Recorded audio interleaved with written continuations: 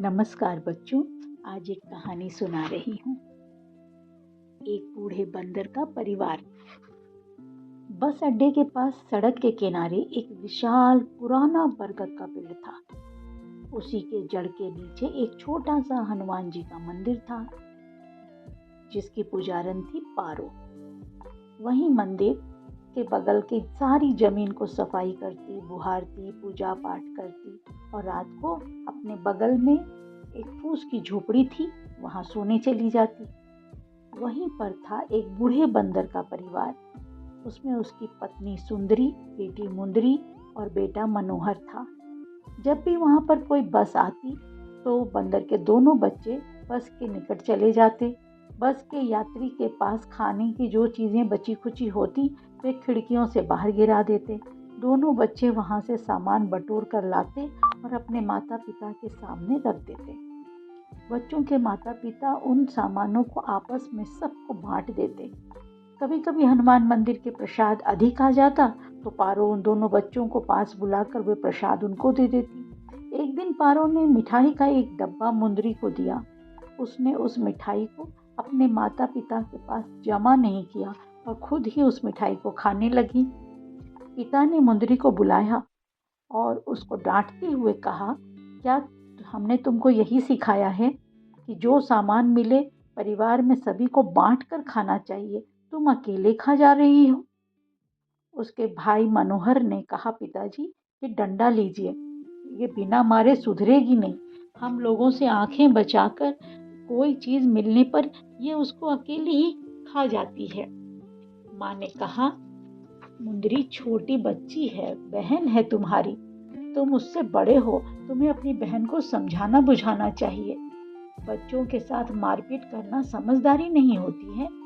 बूढ़े बंदर ने अपनी पत्नी से कहा, सुंदरी यदि बहुत छोटा बच्चा हो तो उसे दुलार से प्यार से समझाया जाए, पर इस उम्र के बच्चों को गलत करने से सजा देनी चाहिए। ऐसी अवस्था में यदि उनको सजा नहीं दी जाएगी तो आगे से वो फिर वही गलती करेंगे। बूढ़े बंदर ने अपनी पुत्री मुंदरी को पास बुलाया और कहा, तुमने अकेले मिठाई का डब्बा खाकर बहुत अपराध किया है, इसीलिए कान पकड़कर 50 बार उठक बैठक करो। मुंदरी की सजा देखने के लिए बहुत सारे लोग जमा हो गए। सभी लोग हंस रहे थे। पारो ने वहां आकर बूढ़े बंदर से कहा, बच्ची है, इतनी उठक बैठक करने से उसके पैर में दर्द हो जाएगा, अब इसे माफ कर दो। पारो ने मुंदरी से कहा, क्या तुम ऐसी गलती फिर करोगी? उसने कान पकड़कर कहा, नहीं। सर हिलाया, अपने माता पिता के पैरों को झुककर प्रणाम किया। पारो उसे मंदिर के नजदीक ले गई और बोली, मैं इसको वहां केले खाने को दूंगी, तुम लोग डांटना मत। पारो ने उसे 2 केले दिए। दोनों केले लेकर वह दौड़ कर आई और अपने पिता के पास रख दिए। पिता ने मुंदरी को अपने गले से लगा लिया और कहा, ये दोनों केले तुम खाओ, तुम्हें ये दोनों केले पारो दीदी ने दिया है। उसने दोनों केले ले लिए और दौड़कर अपने बड़े भाई मनोहर के पास गई। एक केला उसने उसे खाने को दिया और उसकी माँ ने सुंदरी ने अपने पति से कहा, आप ठीक कहते हो, बच्चों की गलती पर पर्दा नहीं डालना चाहिए, उसे अच्छे रास्ते पर लाने के लिए जरूरत पड़ने पर सजा भी देनी चाहिए। इस तरह से एक दिन ऐसी बात हुई कि सब हैरान रह गए। उस दिन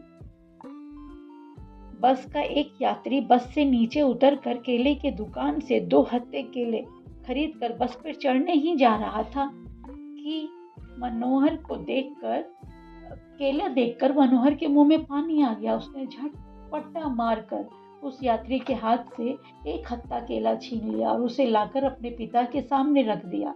उसके पिता ने उसकी करतूत अपनी आंखों से देखी और उसे बड़ा गुस्सा आया। उसने अपने बेटे को पकड़कर उसके मुंह पर कई थप्पड़ जड़ दिए और उसे कहा, यह केले उठाओ और बस के पास जाकर उस केलों को उस यात्री को दे के आओ और उनसे माफी मांगो।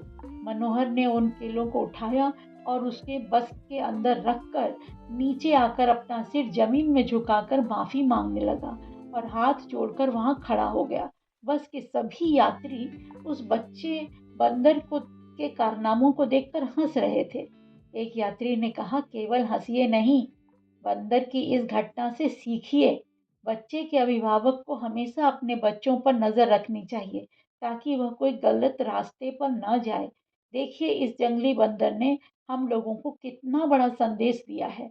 बस का वह यात्री बंदर के उस बच्चे को हाथ जोड़कर माफ़ी मांगते तक कितना भावुक हो गया कि वह उन केलों को लेकर बस से नीचे उतर आया और दोनों हत्थे केले उसे देना चाहा, मगर उस छोटे से बंदर ने उस यात्री के पैर पर माथा टेका और उसे हाथ जोड़कर अपने पिता की उँगली पकड़कर वह बरगद के पेड़ के नीचे आ गया। जिन लोगों ने बंदर की इस घटना को देखा था, सब हैरान थे। वे लोग आज भी इस घटना की चर्चा करते हैं और बंदर की इस कहानी को अपने बच्चों को सिखाते हैं। शेयरिंग इज़ केयरिंग ये स्लोगन के साथ बच्चों, यदि आपको कभी भी कुछ खाने को मिले तो पहले आप सबको बांट कर खाइए। अकेले खाना बहुत बड़ा अपराध है। ठीक है, तुम समझ गए मेरे बच्चों। Sharing is caring. Thank you.